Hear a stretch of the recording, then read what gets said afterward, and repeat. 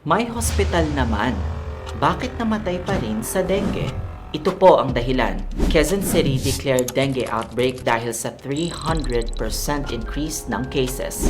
Pero bakit may namamatay pa rin kahit may medical facilities?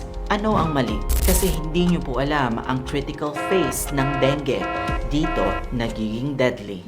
Ako po si Neil Brian Galve at welcome po sa Nurse Brain. At ipapakita ko sa inyo ang tatlong phases ng dengue infection. Una, febrile phase. 2 to 7 days fever, headache, muscle pain, mild hemorrhagic signs like petechiae. Monitoring ng warning signs crucial dito. Pero yung pinakadelikadong phase, pangalawa, critical phase, day 3 to 7, the effervescent period. Dito pwedeng mag-improve or mag-deteriorate. Warning signs includes abdominal pain, vomiting, bleeding, restlessness. 24 to 48 hours window lang. Pero kapag nakalusot sa critical phase, pangatlo, recovery phase.